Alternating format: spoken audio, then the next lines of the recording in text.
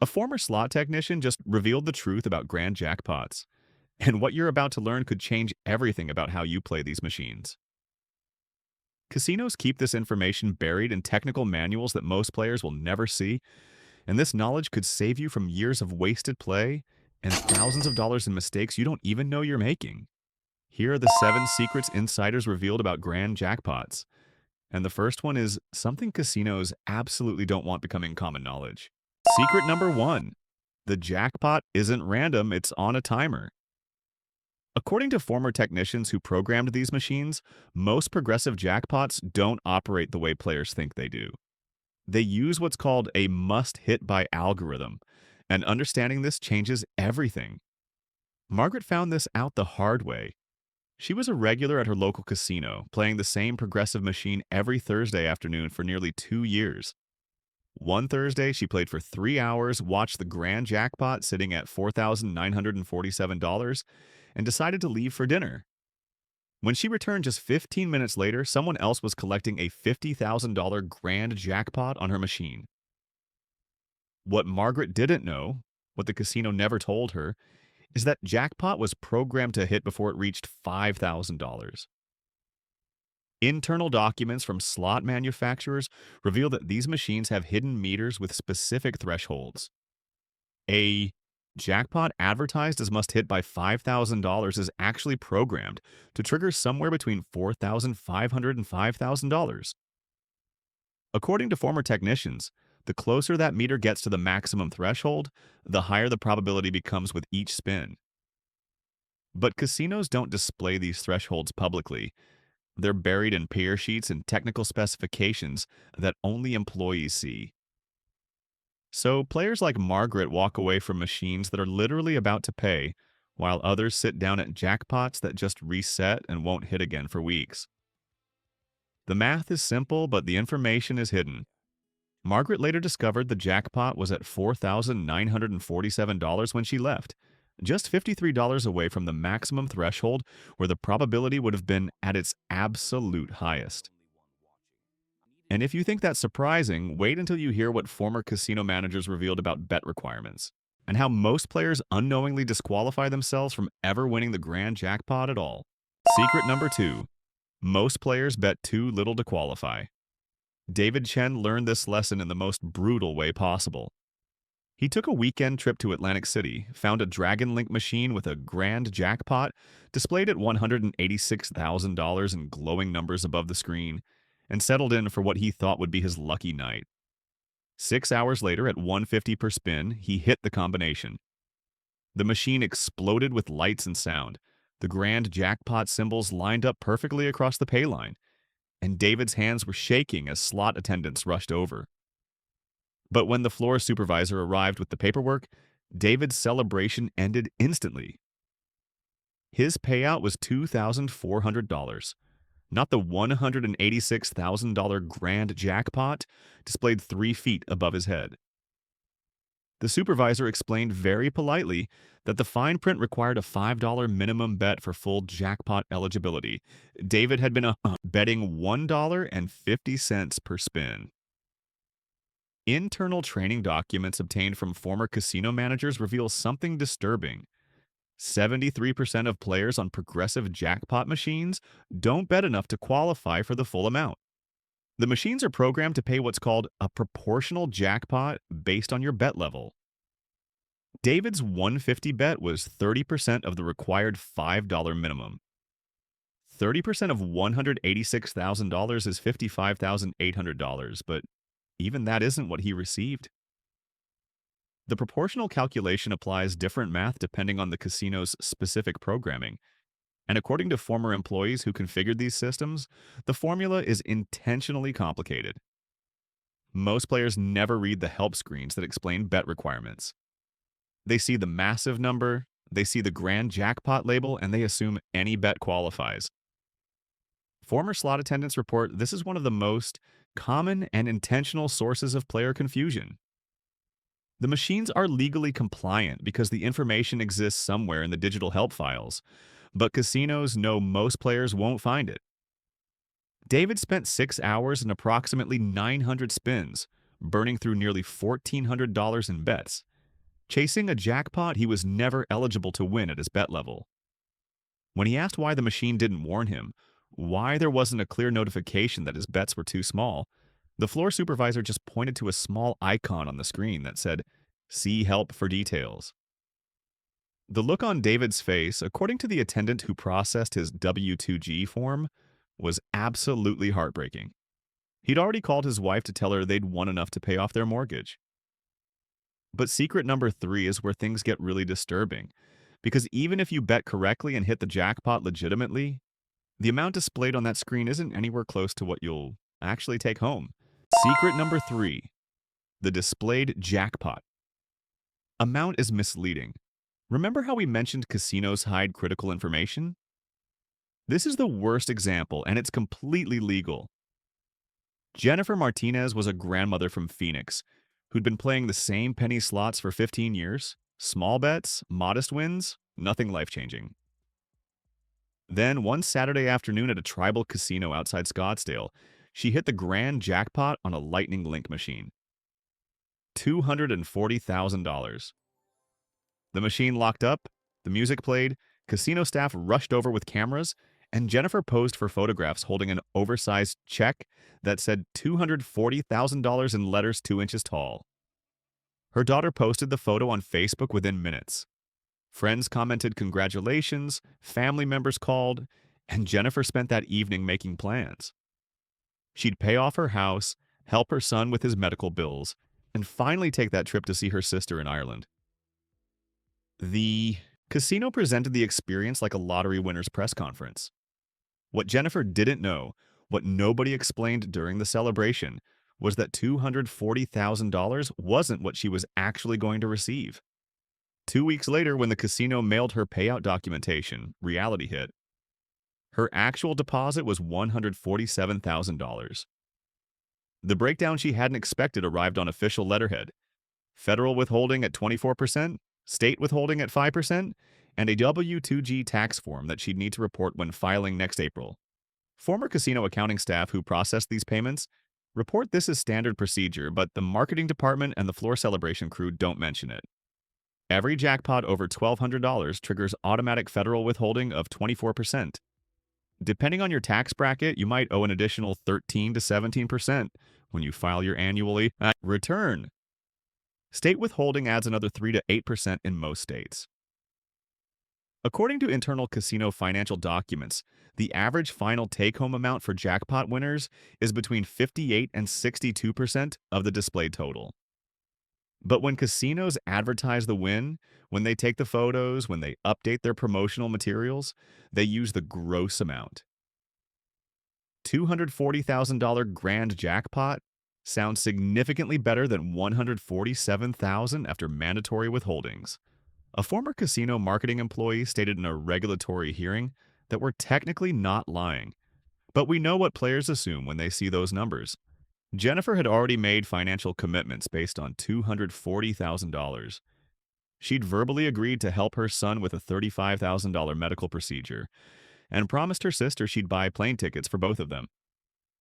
When the actual amount came through, she had to make painful phone calls explaining that the jackpot wasn't what she thought it was. Secret number 4, you're actually competing against thousands of hidden players. After Jennifer's devastating tax revelation, Robert thought he understood how to play progressives correctly. He'd done his research, found a machine requiring maximum bets he could afford, and settled in at a Wheel of Fortune progressive displaying $84,000. What Robert didn't realize as he fed bills into that machine was that he wasn't just competing against the handful of players he could see in his casino that evening. He was competing against 7,236 other players across 43 different casinos in 6 states. This is how linked progressive networks actually work, and former network technicians say it's the most deliberately obscured aspect of these systems. When you see a massive jackpot number climbing on your screen, that same number is climbing simultaneously on identical machines in casinos from Nevada to New Jersey. Every single player at every single linked machine is feeding the same pool and competing for the same prize. According to internal casino network documentation, a typical wide area progressive game like Megabucks or Wheel of Fortune connects between 50 and 300 individual machines across multiple properties. On a busy Saturday night when Robert was playing, industry data shows that these linked networks average between 6,000 and 15,000 active players contributing to and competing for the same jackpot pool at any given moment. Robert spent 4 hours at his machine, burning through $1,200 in maximum bets, completely unaware that while he played, thousands of other people in other states were making the exact same spins toward the exact same prize. His actual probability of being the specific player who triggers that jackpot wasn't just based on the machine's programming, it was divided by every other active player on the network at that exact moment. Former Progressive Network administrator explained that players see the big number and assume they're competing only against the people they can physically see around them. They have no idea that the woman in Atlantic City and the man in Connecticut and the couple in Mississippi are all reaching for the same jackpot at the same time. The mathematics become even more discouraging when you understand contribution rates. Robert's $1,200 in bets contributed approximately $240 to the progressive pool, based on typical contribution percentages of 18 to 22%. But across the entire network during those same 4 hours, the total contribution from all players was estimated at $173,000. Robert's contribution represented 0.14% of the total pool growth during his session, yet he had the same infinitesimally small chance as every other player of triggering the win. Former casino analysts describe this as the illusion of individual pursuit. Players feel like they're personally chasing a jackpot, when in reality they're participating in a massive lottery pool where thousands of invisible competitors are buying tickets simultaneously. The worst part, according to former player development managers, is that casinos deliberately avoid explaining the networked nature of these progressives. The machines display the growing jackpot prominently, but never indicate how many other machines are linked or how many competitors exist. Robert never saw a counter showing 7,000 active players. He never received a notification that his individual probability was being divided across multiple states. The marketing emphasizes the massive prize while obscuring the massive competition, and internal training documents instruct floor staff to redirect these questions if players ask. When Robert finally inquired about how many machines were linked to his progressive, the slot, attendant gave a vague answer about multiple locations, without ever mentioning the specific number of competitors or the six-state network. That information exists in technical specifications and regulatory filings, but it's never displayed where players can see it while they're deciding whether to play. And speaking of things casinos don't want you calculating, secret number 5 reveals the dark truth about linked progressives and the thousands of competitors you didn't know existed. But before I tell you exactly how that system works, I need your help with something. If you're finding these insider secrets valuable, please hit that subscribe button. Former casino employees risked their reputations to share this information, and subscribing helps us continue investigating what casinos don't want you to know. And let me know in the comments, have you ever played for a grand jackpot? How close did you get? Now here's secret number 5, and this one could actually help you win. This next secret completely changes how you should choose machines. Secret number 5, the reset window creates brief opportunity periods. And speaking of things casinos don't want you calculating, here's the dark truth about linked progressives and the thousands of competitors you didn't know existed. But there's actually a silver lining that smart players exploit, and it has everything to do with timing and mathematics that most people completely miss. Karen worked as a progressive systems analyst for 9 years, monitoring network performance and jackpot cycles across multiple casino properties. What she discovered in the data contradicted everything casinos advertise about progressive play. The absolute worst time to play a progressive machine is when the jackpot reaches its most impressive attention-grabbing levels. Those massive six-figure displays that draw crowds, that's precisely when your odds are at their worst, not because the machine is less likely to hit, but because you're competing against more players than at any other time in the cycle. According to internal traffic analysis data that Karen shared, When a wide area progressive jackpot climbs above 75% of its must hit by threshold, player volume increases by 200 to 340% compared to baseline periods. A jackpot that normally attracts 50 players per hour might suddenly draw 150 to 200 players as the number gets exciting.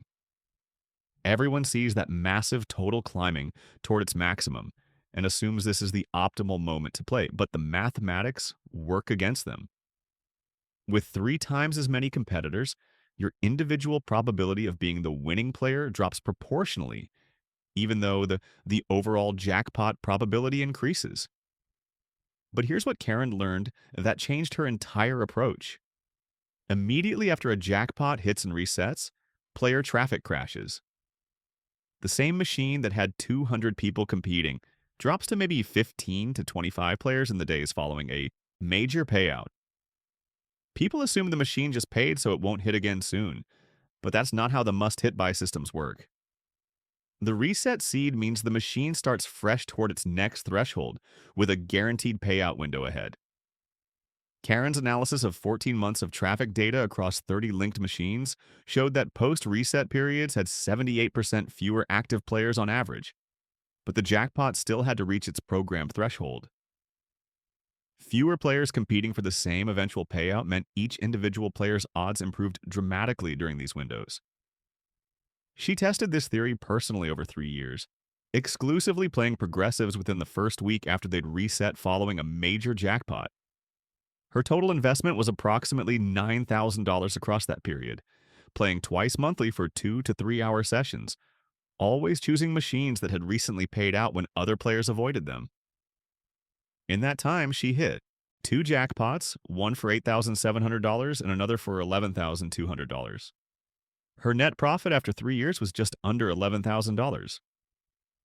Meanwhile, her colleague Steven chased the big numbers, playing only when jackpots reached 90% of their maximum threshold because he assumed that's when they were most likely to hit.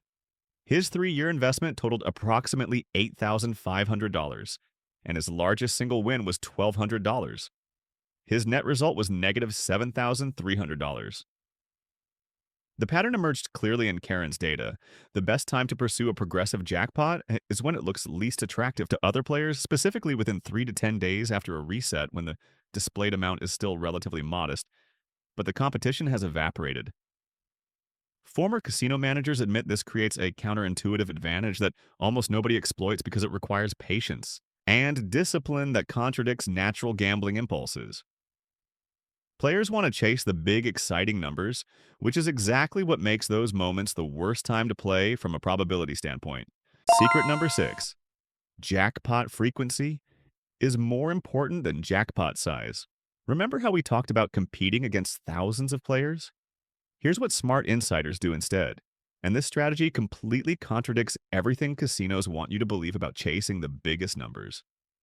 Tom worked as a slot floor manager for 17 years at 3 different Las Vegas properties. He configured progressive systems, monitored payout cycles, and had access to performance data that regular players never see. When he retired, he didn't stop gambling entirely, but his approach changed dramatically based on everything he'd learned. Tom ignores any machine with a jackpot over $100,000. Instead, he targets standalone progressives with grand jackpots between $5,000 and $15,000. In 8 years of retirement, playing roughly twice a month for 3 to 4 hour sessions, he's hit 6 jackpots. The amounts ranged from $4,200 to $12,800.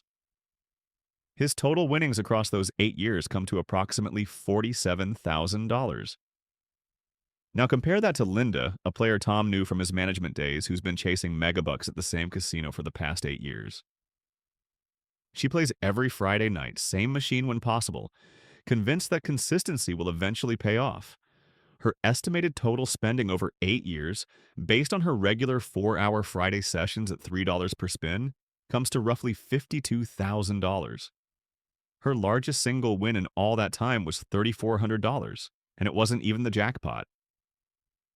Her net result after 8 years is negative $48,600. The mathematical truth, according to internal casino performance data that former analysts shared, shows why Tom's strategy works.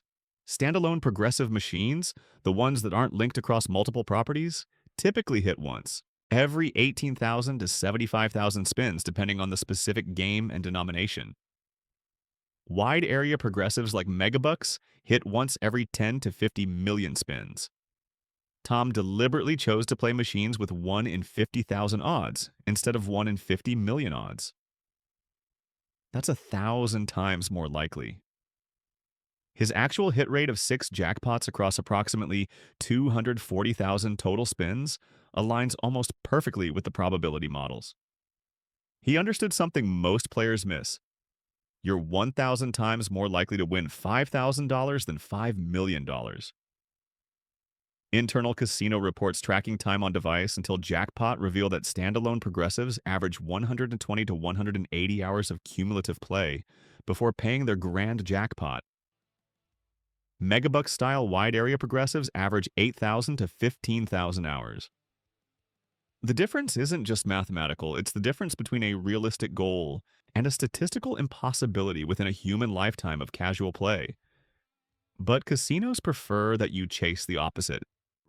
A $12 million Megabucks display generates far more marketing value and attracts significantly more players than a $12,000 standalone progressive, even though the casino's actual payout obligation over time is nearly identical. And if you think frequency is important, wait until you hear what happens immediately after someone wins, because secret number 7 reveals a reset pattern that creates a small window of opportunity that almost nobody takes advantage of. Secret number 7. The grand jackpot resets to a seed that's still enormous. When someone finally hits a $250,000 grand jackpot on a major progressive machine, most players assume it resets to 0 and begins the slow climb back up. That assumption costs them opportunities.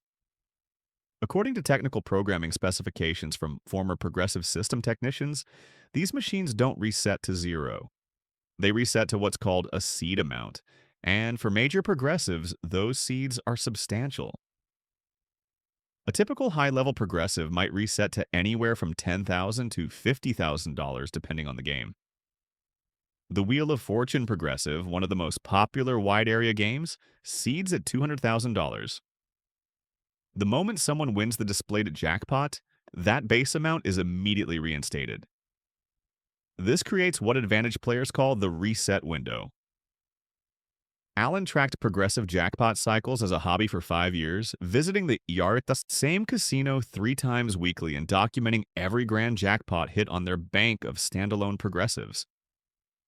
His spreadsheet, which he shared with former casino analysts, contained over 200 data points. What he discovered was that jackpots hit 23% faster after a reset than they did during the middle of their cycle. The reason comes down to player psychology combined with the must-hit-buy mechanics we discussed earlier. Immediately after a grand jackpot pays, player traffic on that specific machine drops significantly.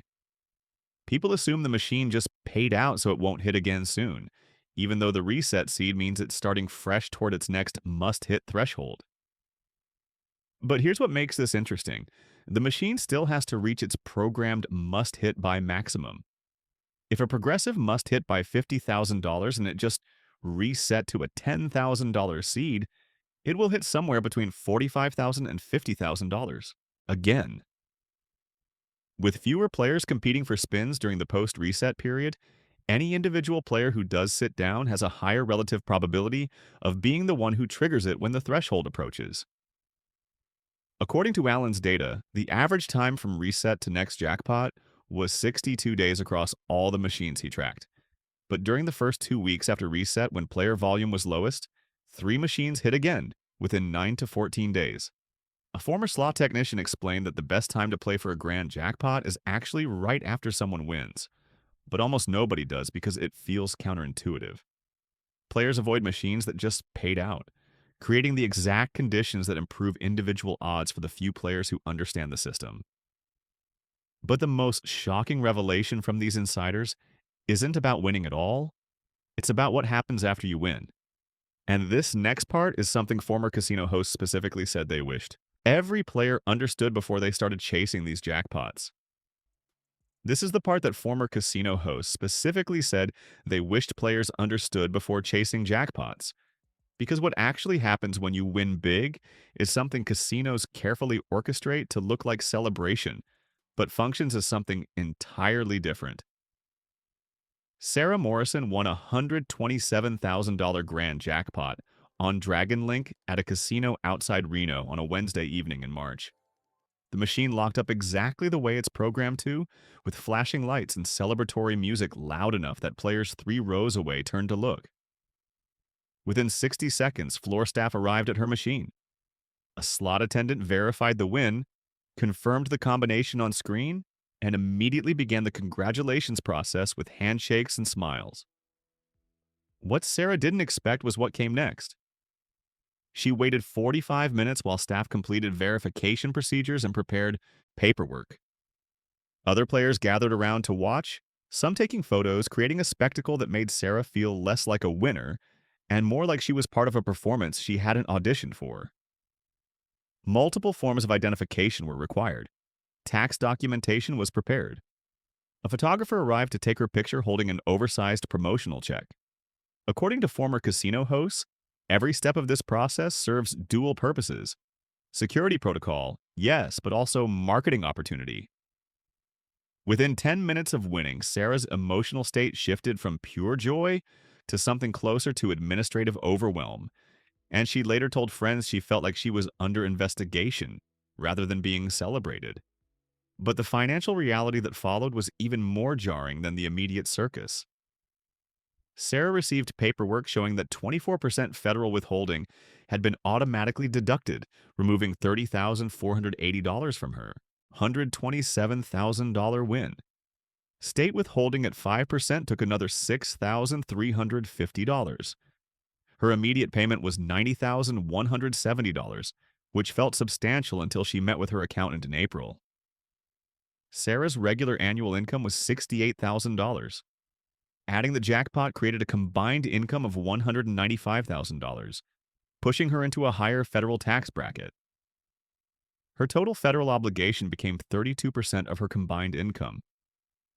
After accounting for the withholding already paid, she owed an additional $10,160 at tax time. Her final take-home amount, after all taxes were settled, was $79,010, representing 62.2% of the displayed jackpot amount. Former casino hosts report they see this same confusion and disappointment repeatedly watching winners' faces change when they consult with tax. Professionals weeks after the celebration photos are forgotten. The documentation burden creates additional stress most players never anticipate. All gambling winnings and losses must be itemized and proven, with records that most casual players don't maintain. A former tax preparer who specialized in gambling income stated that many jackpot winners can't adequately document their losses throughout the year and therefore can't offset their winnings, resulting in tax bills that consume 40 to 50% of their jackpot. Then the psychological aftermath begins in ways Sarah never saw coming. Within 3 weeks, she received 15 promotional mailers from the casino. A casino host called her personal phone number to offer VIP rewards she hadn't requested. Free room offers arrived, exclusive meal comps, invitations to tournaments. According to former casino marketing managers who designed these campaigns, jackpot winners are immediately flagged in player tracking systems as proven high-value players, and the targeting becomes aggressive and personal. Internal marketing data shows that 65 to 70% of jackpot winners return to the casino within 6 months of their win. Of those returning players, 43% give back 30% or more of their winnings. A former casino host stated during an anonymous interview that we track lifetime value obsessively, and jackpot winners often become our most profitable long-term customers because they've experienced the emotional high and they'll chase it for years. The pattern becomes heartbreaking when you see it from the inside. Michael won $89,000 on a progressive in January. He returned 14 times between February and September. By October, he'd lost $67,000, chasing another jackpot that never came. The casino comped his hotel rooms every visit because, as his former host explained, we knew he'd play it all back eventually, and he did. So after everything these insiders revealed, is there actually a smart way to play for grand jackpots? Here's the truth that former employees actually tell their friends and family. After interviewing 11 former casino employees who worked everything from slot technician positions to floor management to player development, a consistent set of recommendations emerged that contradicts almost everything casinos want you to believe about chasing massive jackpots. Tom, the retired slot manager we discussed earlier, doesn't just avoid the big progressives himself. He actively tells friends and family to target standalone machines with grand jackpots between $5,000 and $20,000. His rule is simple: if more than 100 people could potentially be playing the same jackpot pool right now, walk away and find something else. Look for progressives that exist only in a single location, not linked across properties or states. Most machines indicate whether they're part of a wide area, network directly on the display screen, usually with small text near the jackpot amount showing how many locations participate.